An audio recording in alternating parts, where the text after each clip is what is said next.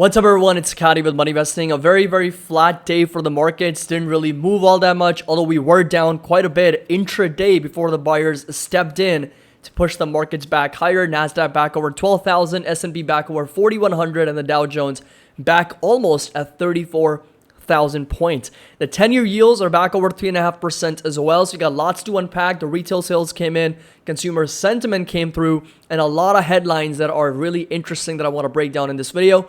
As always, if you enjoy it, find it helpful, make sure that you drop a like. Don't forget to subscribe to the channel. If you're just joining us for the first time, the link to our Discord and Patreon is going to be down below if you're interested in joining us and getting access to all the Binance alerts, options alerts, trade ideas, and that 16% annual discount available till the end of this month that you can also take advantage of. Of course, access all the private videos and all the member benefits as well. So this right here was the state of the market. Nasdaq here on the open selling off quite a bit. It actually dropped a little bit over 1.4%. The buyers somewhat stepped in towards the close of the day to close in at just down about 35 basis points.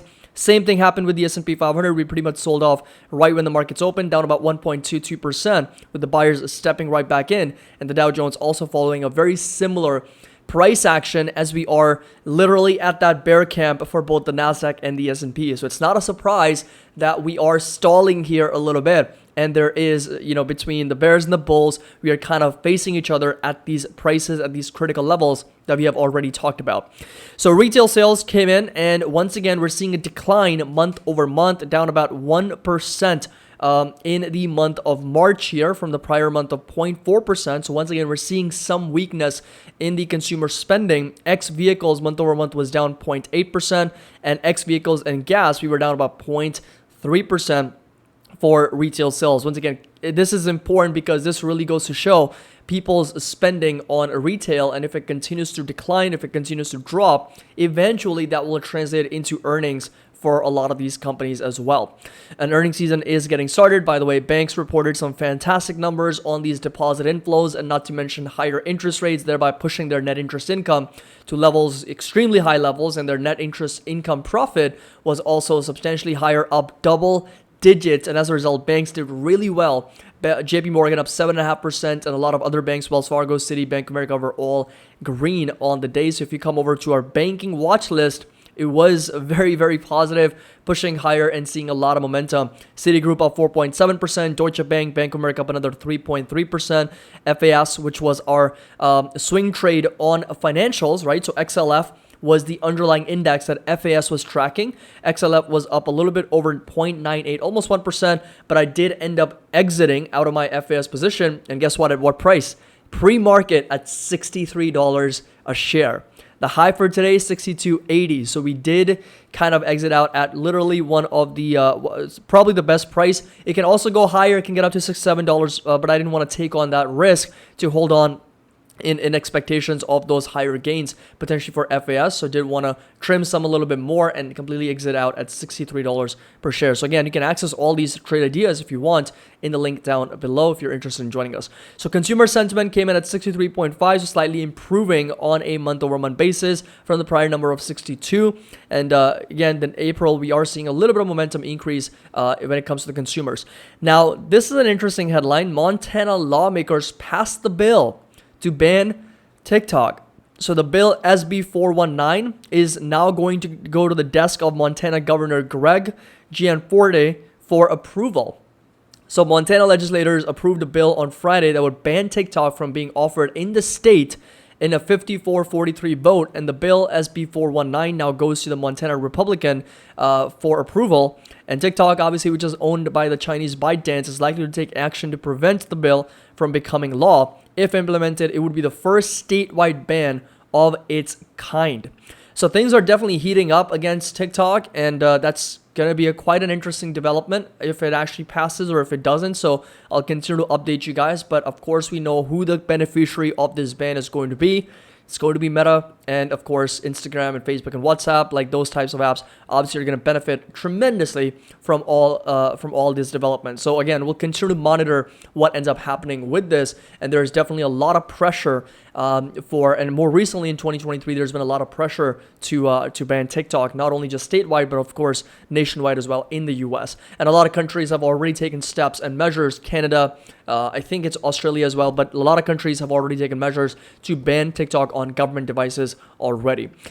Now, this guy, Elon Musk, is reportedly planning an AI startup to compete with OpenAI. So I don't even know how many things he's going to focus on. So Elon Musk, the CEO of Tesla, SpaceX, and Twitter, has been building a team of researchers and engineers and has been in conversations with multiple investors, the Financial Times reported, citing sources familiar with the matter. He also reportedly been recruiting from the top AI firms, including Alphabet-owned DeepMind, and he's planning to launch an artificial intelligence startup that would go head-to-head with OpenAI. So the source pretty much mentioned that it's a real and they are excited about it. So, I mean, great for Elon Musk, but it's just, again, how many companies is he going to manage? Like, is he not human? How is he able to do this? How is he able to spread his most valuable time between 4 companies? Well, we got Tesla, SpaceX, Twitter, the Boring Company, and then now we've also potentially got a new AI company which is going to compete head-to-head with OpenAI. I do think the only thing missing now is something related to crypto, but I feel like Twitter's kind of already doing that as they're partnering with eToro, so users can actually buy and sell crypto and other equities on their platform. So that is already keeping in touch with the fintech side of things, colonizing Mars and space exploration with SpaceX, electric vehicles, renewable energy, battery production with Tesla, and he's just coming in full circle with all technologies, with everything, got a hand in all the jars at the moment. So just wanted to bring that up. And this is the market. So banks outperforming today, pushing higher. We got Microsoft pulling back 1.2%, Apple also down. Nvidia here slightly higher. Nvidia, although was down close to 2% on the day at one point, buyers stepped in to push it back higher. Google was up 1.3%, Meta was slightly higher. And then we got healthcare, we got real estate slightly pulling back, with utilities and materials also selling off, and we got staples a little bit dropping on the day as well, with Netflix down about 2%. So this right here was, again, the entire market. Very, very flat day. Some stocks higher, some stocks lower, but on an aggregate basis, we were pretty much flat. Financials doing the best, so big outperformer on the day. Over the last 1 week, we've seen a little bit of a mixed market, with energy, materials, and financials leading the charge, with real estate, utilities, and consumer defensives pulling back. And over the last 1 month, we've got 10 out of 11 sectors pushing higher, except for real estate, which is down in the last 1 month. Natural gas prices pushing up, wheat, corn, lumber prices, oats, lean hogs, and ethanol pushing higher. Don't forget that soybean and corn are some of the most traded commodities in the world when it comes to food, as well as wheat. And then, of course, natural gas and oil are the most traded commodities in the world in general. And gold and silver also are traded the most. If prices keep going up for these commodities and these metals and these items, then, of course, that's going to put upward pressure on inflation. Right now, we do have core CPI, which is now higher at 5.6% than headline, but PPI numbers came in very strong. They are dropping like a rock, so that is a good thing. On a wholesale basis, we're still seeing prices being lowered. Bitcoin back over 30,000, Ethereum just a little bit over $2,000, so that is good. We're continuing to see some momentum here to the upside for a lot of crypto. And again, Bitcoin's got a resistance at 32,000. That's going to be the one to pay attention to. And we got Ethereum sitting, I think, roughly at resistance, or 2,100, I think, is the level that we're paying attention to. Actually, already breaking past 2,000. So we're already starting to see a breakout past 2,000 for Ethereum. And the next resistance is going to be all the way up to $2,300. That's going to be in line with the somewhat of a previous support that we have gone rejected at. So that's going to be that next potential target for Ethereum moving forward. Now, talking about crude oil, so once again, we're seeing a little bit of validation at this support. So low $80 per barrel is going to be that support, that area of demand for crude oil. Previously, it was roughly around 73. Then we sold right back down to 65. Then we saw some buyers step in. Then, of course, we got that supply cut. We broke out. We consolidated sideways at that resistance and broke out once again. And right now, once again, we're consolidating at that support at $81 per barrel. That's a support. The 10-year yields right now are trading as low as 3.5%. We still have the spreads negative. We still have the inversion of the yield curves, but we are seeing some momentum potentially back up for the 10-year yields, we were as low as 3.3%, or we briefly breached that level below 3.3% for some time, and now we're starting to move back up. And of course, resistance is going to be staying put at 3.8 all the way up to 3.9%. Talking about the S&P 500 now, so we are very much stalling here inside this red rectangle, which is the bear camp, and you can already start to see the candle today, right? Doji candle. What does that tell you? There is a lot of pull and push between the bulls and the bears. There's a lot of tug and war happening between these two parties, and you can kind of sense that from the price action itself, because we're not really going higher or lower, but instead we just closed right in the middle. Literally today, 41.37 is literally in the middle of the range, slightly lower than where we opened, but it is dead center, right in the middle, about as middle as it can get, and both wicks are equal to the body, right, to each other. So we're seeing a very much of an indecision right now inside this bear camp, and that is expected because you are entering a level which is critical for the market, which is where we have gotten rejected previously. So, today was just kind of like stalling on the sideways, lots of consolidation, and resistance is going to stay put somewhere between 41 and 4,200. Right now, we're in the middle of that. So again, next week is going to be critical with all the earnings coming out, and if the S&P can actually break past this level and break to the upside, next target is going to be 4,300.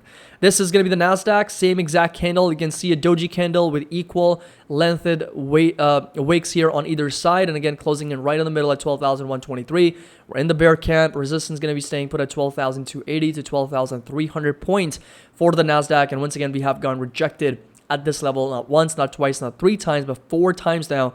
And it's not a surprise that we are consolidating sideways with the doji candle, lots of indecision, and the bulls and the bears kind of fighting it out right now. Talking about Apple here on the day was slightly lower. Again, we're seeing a lot of consolidation for Apple as well, trading inside this downtrending pattern, I would say, and still getting rejected here at this lower high, sold right back down, validated its 21 EMA, pushed right back up, and on the day just consolidating sideways with a green candle. So resistance next is going to be 177 for Apple moving forward. Support level is going to stay put down to 157, 158 for this company. Talking about Amazon on the day also just consolidating sideways. Yesterday was a very strong day, up over 4.67%. Today just consolidating sideways, not really moving all that much, but really just trading in that range, in that box, in that yellow box you see. And resistance is going to stay put at 104 to 105 for Amazon, and support level is going to stay put inside this green rectangle at roughly $80 to $81 per share for Amazon. Talking about Tesla, and Tesla here is once again just consolidating sideways in this potential symmetrical triangle. And what you will notice is that we are perfectly obviously trading in that range between 175 and 225, and this right here is the lower highs and the higher lows for Tesla. So that's going to be the range within which we've been trading at, consolidating, and eventually once this kind of continues to fill in, and Tesla reports earnings next week, so it's very much a possibility, depending on the margins, depending on the guidance, depending on the earnings, it's possible that we actually see a break to the upside. But of course, we can also see a breakdown, but a lot of it depends on the earnings, right? Everything is riding on the margins for Tesla. Support level is going to stay put at 175, resistance all the way up to $209, $210 per share for Tesla. I am ready to take advantage of the price action next week after the earnings come out. Next up, we have got PayPal. And PayPal here on the day was pushing higher, 1.3%. So we're seeing some momentum come back in for PayPal. So a little bit of a green day. So definitely outperforming the markets here on the day, which is a surprise. Resistance is going to stay up at roughly $77. So this right here is going to be that level to watch as a lower high. And beyond this level, we're going to be watching $87. So that's going to be that next level to pay attention to for PayPal. Right now, we're just seeing a lot of consolidation sideways. And like I said, resistance $87, and support level is going to stay put at roughly 67 with a fair value at $70 a share. Talking about Square, and Square here also just consolidating sideways, not really moving all that much, down about 81 basis points. Support level is going to stay put at $59 per share for this company. We obviously sold off after the short report, bounced right back up, and then started selling right back down. So we're still in the context of this downtrending channel, I would say.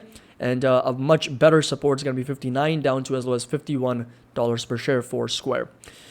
Talking about NVIDIA here, it actually came down to its 21 EMA perfectly. And this is a level that it has validated in this entire uptrend. So what you will notice that every time it breaks below its 21 exponential moving average, it starts to sell off. So this right here is a very good example of how it broke down below the 21 EMA. This right here is another really good example of how it broke down below the 21 EMA, and both times Nvidia dropped pretty aggressively, right? So this right here was a drop of about 40%. This right here, maybe not so much, but it still did drop about 15%. So what we're really witnessing right now, and then again, the next couple times you'll notice that it perfectly validates that level and then continues to move up. So that's the uptrend.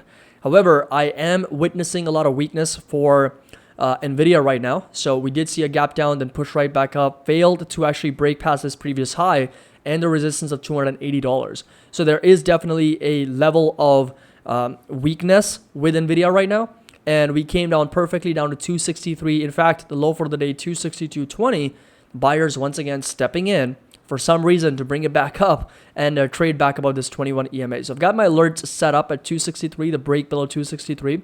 That's going to be really important. If we close below that level, then there is a high probability that we continue to trade lower and maybe even see 15 to 20 or 25, 30% pullback, which is going to put Nvidia closer to 208, low 200s for this stock. That would be the pullback that everybody's been waiting for such a long time.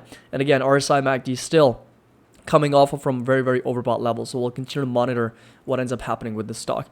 Advanced Micro Devices is now already starting to trade below the moving averages.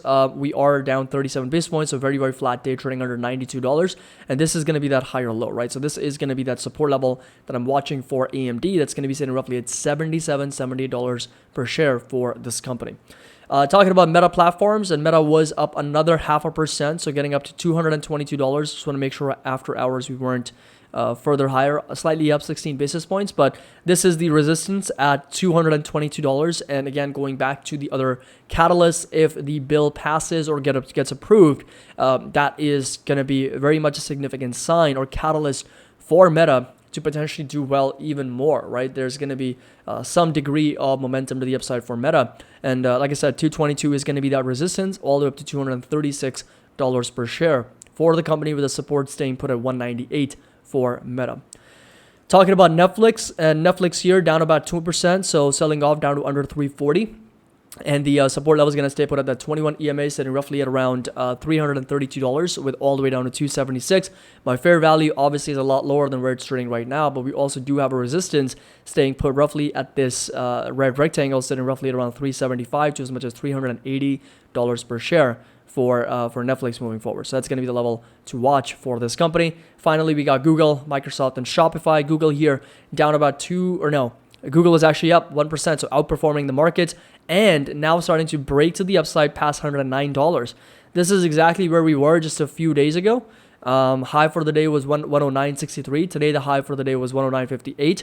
And the next target, if we continue to break to the upside, the next resistance and target is going to be at 123 for Google. So this right here is going to be that next level to watch for the company, and this will get turned into a support for Google. RSI MACD is still a little bit on the overextended side, so definitely being very cautious and careful here. But like I said, the next target is going to be at 123 for Google. Talking about Microsoft now, and Microsoft on the day, very, very flat, not really moving all that much. Resistance is going to stay put roughly around 293 for Microsoft, and support level is going to stay put roughly around 245 for the company. So that's going to be that support. Resistance stays put at 291 for Microsoft. And finally, we got Shopify, which is just consolidating sideways, up over 1.44%, outperforming the markets today. But this right here is a big gap that it needs to eventually fill in, and support level is going to stay put at 41 with a resistance at $54 per share for Shopify. So hope you guys enjoyed this video and a complete update on the markets. Make sure that you drop a like, and don't forget to subscribe to the channel if you're just joining us for the first time. The link to our Discord, Patreon down below, the 16% annual discount also available till the end of this month. Very much a flat week and a flat day for the markets, and right now we're just consolidating in expectations of a potential breakout. At least that's what the markets are trying to do, because we are consolidating at that bear camp at the moment. So next week we've got big earnings coming out. That's what's going to be on the agenda. So hope you guys have a great weekend. As always, happy investing, and I'll see you all in the next video.